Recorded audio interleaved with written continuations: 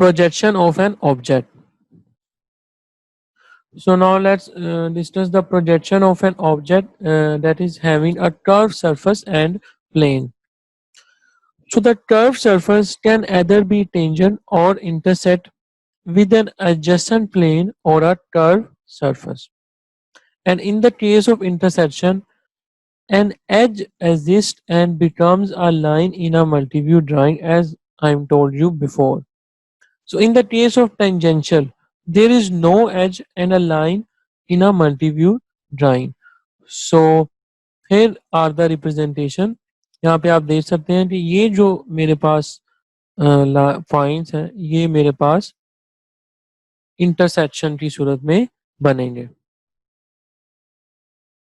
ये मेरे पास tangential point है और मुझे यहाँ पे इनकी लाइंस नजर आएगी. जब मैं इसको व्यू ड्रा करूँगा तो ये मेरे पास कुछ इस तरीके से इसका व्यू नजर आएगा, साइड व्यू. और इसका जब मैं साइड व्यू ड्रा करूँगा तो ये मुझे कुछ इस तरीके से नजर आएगा.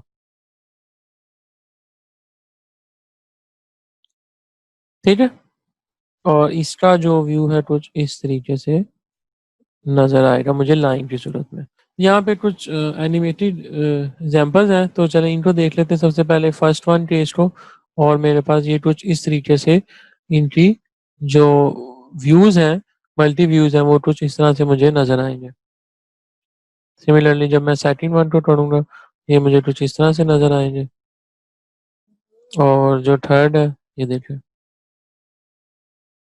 और ये मेरे पास फोर्थ वन. अब आप देखें इस सूरत में मेरे पास ये जो एजेस है ये मुझे इस तरह नजर आएंगे, इसमें इस तरीके से नजर आएंगे. अब ये जो मेरे पास व्यू है कुछ इस तरह से नजर आएगा और ये जो मेरे पास पॉइंट है इसका टॉप का यहाँ पे आएगा. सिमिलरली ये जो मेरे पास पॉइंट है इस पॉइंट को हम यहाँ पे इस तरीके से देख सकते हैं. फिफ्थ नंबर के अंदर मेरे पास इसके इस तरीके से व्यू आएंगे. तो ये जो आपकी इंटरसेक्शन और टेंजेंशियल बन रहा होता है आपके किसी भी ऑब्जेक्ट के अंदर, उस सूरत में आप उसको लाइन के साथ रिप्रेजेंट करते हैं अपने मल्टीव्यू ड्राइंग में. और आप उसको किस तरीके से करेंगे ये आपको यहाँ पे इलस्ट्रेट किया हुआ है. अब यहाँ पे भी कुछ फर्दर एग्जांपल्स हैं, ये देखें. ठीक हो गया.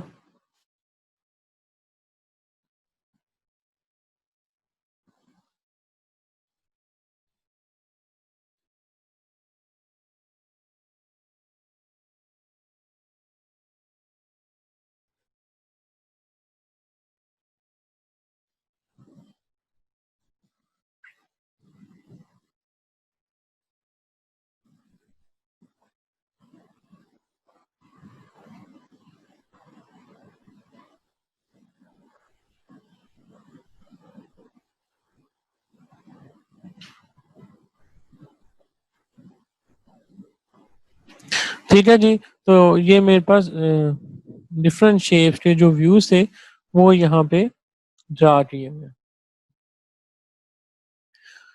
So here is an real and activity. You have to try to relate the object features to the line in a multi-view drawing that is interpreted the meaning of line. Let's say ये मेरे पास एक 3D object है. तो आप इसके features को choose करते हैं पहले और फिर उसको आप रिप्रेजेंट करते हैं लाइन के साथ. तो ये आपके पास इसकी मल्टी-व्यू जो ड्राइंग है वो बन जाएगी. इसी लाइंस को देखते हुए आप मैच करते हैं ईच लाइन को आपके इस 3D ऑब्जेक्ट के फीचर्स के साथ और आप आइडेंटिफाई करते हैं different planes types, normal, incline and obliques, जो आपके पास डिफरेंट प्लेन्स होते हैं. ठीक है. तो ये बेसिकली एक साइकिल है जिसके थ्रू आप 3D से 2D बनाते हैं और 2D को ही आप देखते हुए 3D भी अपनी बना सकते हैं. तो ये टू वे जो है आपकी इंफॉर्मेशन फ्लो जो है वो ट्रांसफर हो रहा है. तो here is again an activity for types of plane. आपके अब हम यहाँ पे डिफरेंट सरफेसेस पे क्लिक करेंगे और आपको वो फिर इस एनिमेटेड जो है ये आंसर देगा कि ये कौन सी सरफेस है. तो ये जो मेरे पास सरफेस है ये मेरे पास कर्व सरफेस है. ये मेरे पास इंक्लाइन सॉरी ये मेरे पास इंक्लाइन सरफेस है. ये मेरे पास नॉर्मल सरफेस है. इसी तरीके से ये मेरे पास कर्व सरफेस है. ठीक है. सो नेक्स्ट एक और एक्टिविटी है जिसके अंदर हमने ऑब्जेक्टिव फीचर्स को रिकग्नाइज करना है। अब जो पीछे अभी हम थे, तो जो नंबर 1 है मेरे पास, ये जो पॉइंट है ये मुझे रिप्रेजेंट आ रहा है कि ये मेरे पास एज है। जो नंबर 2 है जो मुझे इस सर्कल के इस जगह पे नजर आ रहा है, ये भी मेरे पास एज है। नंबर 3 जो है मेरे पास, ये सरफेस लिमिट को रिप्रेजेंट कर रहा है। नंबर 4 मेरे पास अगेन एज है। नंबर 5 जो है वो मेरे पास सरफेस है। नंबर 6 भी मेरे पास सरफेस है। नंबर 7 भी सरफेस है। और नंबर 8 जो है वो भी मेरे पास सरफेस है। ठीक है। Precedence of a line, as you know, जो लाइन होती है इंजीनियरिंग ड्राइंग के अंदर, वो सिग्निफाई करती हैं आपकी ज्योमेट्री ऑफ ऑब्जेक्ट को, और it is highly important to appropriate the line type is use. तो प्रॉपर लाइन टाइप को यूज करना बहुत इंपॉर्टेंट है इंजीनियरिंग ड्राइंग के अंदर। और लाइन की थिकनेस जो होती है for most of engineering drawing, you know, there are thick और thin lines. So the general recommendations are that thick lines are twice as the thick lines are a thin lines, twice as thick as a thin lines. So the thin continuous line जो है वो use की जाती है normally visible edges के लिए और outlines के लिए, और जो थिन लाइंस हैं आपकी वो यूज की जाती हैं hatches, ladder lines, short centre line, dimension and projection के लिए। तो ये ऑलरेडी हम पहले अपने प्रीवियस लेक्चर्स के अंदर कवर कर चुके हैं। सो लाइन स्टाइल जो है वो भी बहुत इंपॉर्टेंट होते हैं, जैसा कि आपको पता है। Other line styles use to classify the importance feature of the drawing are like thin line or thin chain lines are common features of engineering drawing that is used to indicate the center lines, or center line are used to identify the center of circle, cylindrical features and the line of symmetricity. And the dash lines are used to show the important like hidden features, for example wall thickness and holes and so on. ये सब जो discussion है वो हम पहले previous lectures के अंदर cover कर चुके हैं। तो हमें ज़रूरत क्यों है कन्वेंशन की ली for a line to show if two lines fall on the top of each other. जैसा कि अब हम जब मल्टीव्यू ड्राइंग को ड्रा करेंगे तो उस सूरत में हमारे पास जब लाइंस डेफिनेटली उसके अंदर यूज होंगी, जिसके अंदर सेंटर लाइन भी होगी, हिडन लाइन भी होगी, आउटलाइन भी यूज होगी, तो हमें कौन सी कन्वेंशन यूज करनी पड़ेगी या करने की जरूरत है भी या नहीं। अगर कोई दो डिफरेंट टाइप्स की लाइन एक ही जगह पे एक दूसरे के ऊपर आ जाए, उस सूरत में डेफिनेटली हमें कन्वेंशन यूज करनी पड़ेगी। So the obvious feature with are which are more important like visible line would be overridden by the less important feature, you can say a hidden line, and the resulting line will be interpreted inaccurately. तो अगर important जो आपकी visible line है वो और आपकी hidden line दोनों एक ही पॉइंट पे आ जाती हैं, तो उस सूरत में आप विजिबल लाइन को ड्रा करेंगे रादर देन कि आप हिडन लाइन को ड्रा करें, क्योंकि वो एक इम्पोर्टेंट फीचर को रिप्रेजेंट कर रही है, वो ज़्यादा मायने रखती है। तो विजिबल लाइन जो है वो take place the precedence over all other lines. कोई भी लाइन आ जाए सबसे पहले आपने हमेशा प्रेफरेंस विजिबल लाइन को देनी है, जिसकी थिकनेस 0.6 मिलीमीटर होती है। देन आपने हिडन लाइन और कटिंग लाइन को प्रेसिडेंस देनी है ओवर द सेंटर लाइंस। तो अगर सेंटर लाइन और हिडन लाइन या कटिंग प्लेन लाइन एक साथ आ रही है तो आपने हमेशा पहले हिडन लाइन और कटिंग लाइन को ड्रा करना है as compare to centre line. तो इसकी थिकनेस 0.3 मिलीमीटर होती है, और सेंटर लाइन जो है उनकी प्रेसिडेंस लोएस्ट होती है और ये 0.6 मिलीमीटर थिकनेस की होती है। तो ये मेरे पास अब एक एग्जांपल है, जैसे यहाँ पे ये मेरे पास एक प्रोडक्ट है। तो यहाँ पे आप देखें इस पर्टिकुलर पॉइंट के ऊपर मेरे पास जो इसकी ये लाइन है विजिबल लाइन वो भी आ रही है, और इसके साथ साथ इस सर्कल की जो सेंटर लाइन है वो भी इस पॉइंट पे आ रही है। तो मैं प्रेसिडेंस जो है वो पहले विजिबल लाइन को दूंगा, और इस केस के ऊपर मेरे पास यहाँ पे हिडन लाइंस भी आ रही हैं और उसके साथ साथ विजिबल लाइन में, तो मैं विजिबल लाइन को प्रेसिडेंस दूंगा। अब यहाँ पे मेरे पास हिस्ट्री अगेन सेंटर लाइन भी आ रही है और हिडन लाइन भी आ रही है, तो मैं यहाँ पे ये हिस्ट्री इस लाइन को प्रेसिडेंस दूंगा। इसी को हम यहाँ पे प्ले करके देखते हैं। ये देखें, ये हिडन लाइन है, तो मैं यहाँ पे इसको विजिबल लाइन को प्रेसिडेंस दूंगा। यहाँ पे ये सेंटर लाइन है, ये मेरी सेंटर लाइन आ जाएगी और उसके साथ साथ हिडन लाइन भी आ रही है, तो मैं उसी को प्रेसिडेंस दूंगा। क्यों? क्योंकि ये वाला जो फीचर है आपका, ये इसके साथ आ रहा है, ठीक है। और यहाँ पे सेंटर और विजिबल लाइन है, तो मैं विजिबल लाइन को प्रेसिडेंस दूंगा।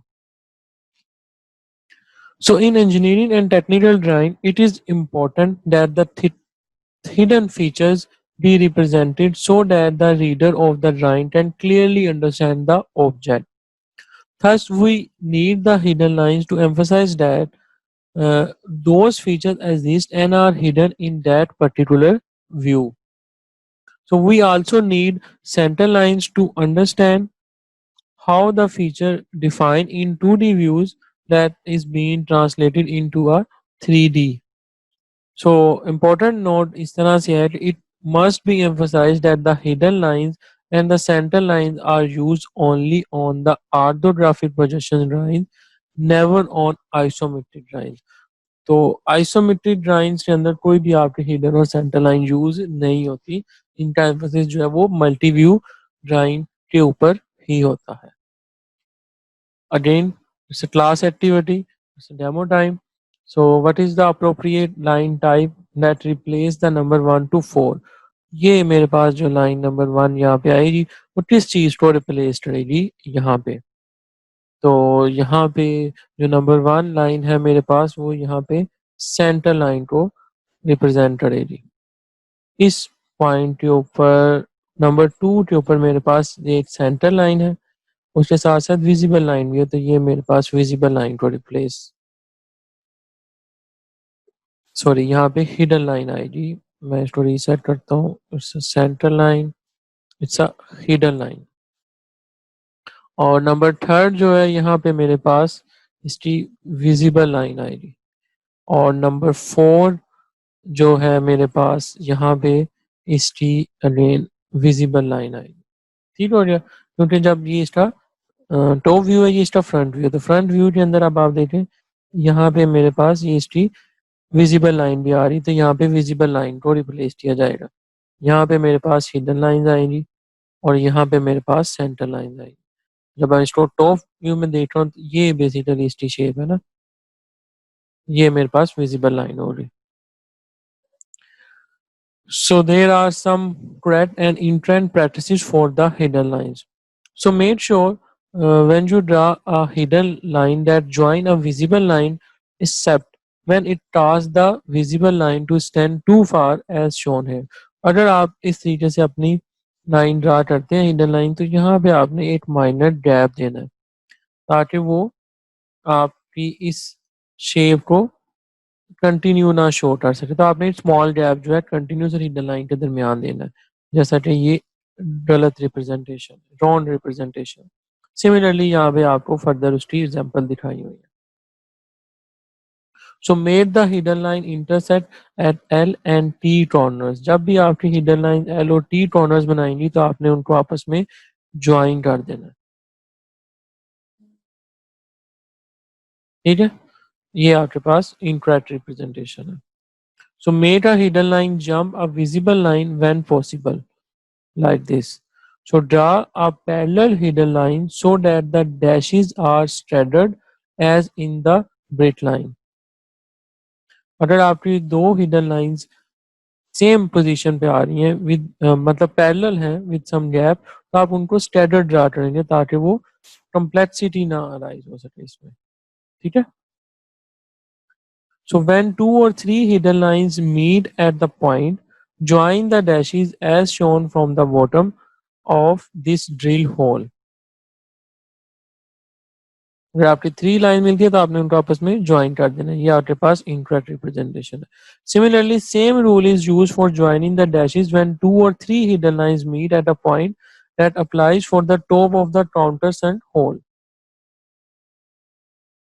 ये हिस्ट्री एल और वाई और वी और टी सब टी प्रीवियसली जो भी एल और टी बन रहे हैं उनकी भी रिप्रेजेंटेशन को यहाँ पे दिखाया होगा. So hidden lines should not join visible line when this make the visible line extend too far, like this. ये आपके पास इनकरेक्ट रिप्रेजेंटेशन. ठीक है, तो आपने स्पेस जो है वो इसके अंदर देनी है. So draw the hidden arcs with the arc that joining the center line in the upper example as shown here. So there should not be a gap between the arc and the center line as in the lower example with the straightway joining the center line. ठीक है, तो यहाँ पे जब आपके पास इस तरीके से आर्क और हिडन लाइंस आती हैं तो आपने उनको इस तरीके से ज्वाइन करना है. ये करेक्ट पोजीशन है और ये मेरे पास इनकरेक्ट ओरिएंटेशन. ठीक है, जैसा कि आपको ये पॉइंट पे दिखाया जा रहा है. ओके, सो इस अगेन डेमो टाइम. तो यहाँ पे मेरे पास कुछ हिडन लाइंस हैं. आप हमने बताना है कि वो किस को करेक्ट शो किया हुआ है, किसको हमने मतलब रॉन्ग शो किया हुआ है एक्टिविटी के अंदर. ये जो मेरे पास पॉइंट है ये इस लाइन के साथ मिलना चाहिए था. According to previous rule this one is the correct. This one is again correct. तो ये कंटिन्यूशन उसकी नहीं बन जाएगी कंटिन्यूस लाइन की. And this one is again correct. This one is wrong. This one is the, यहाँ पे देखें ये जो शेप आपकी बन रही है ये एल शेप बन रही है तो ये करेक्ट है. ओ सॉरी, ये आपका रॉन्ग था. यहाँ पे इसको भी इसके साथ ज्वाइन होना चाहिए था. This one will be the correct and this one is again correct. ये बिल्कुल ठीक था. तो मैं दोबारा से आपको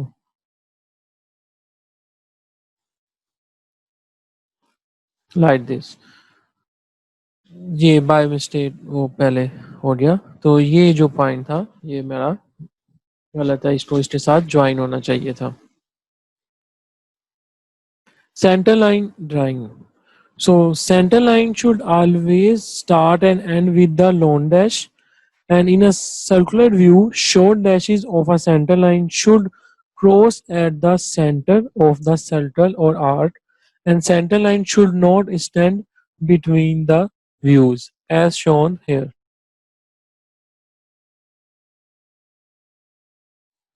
and here.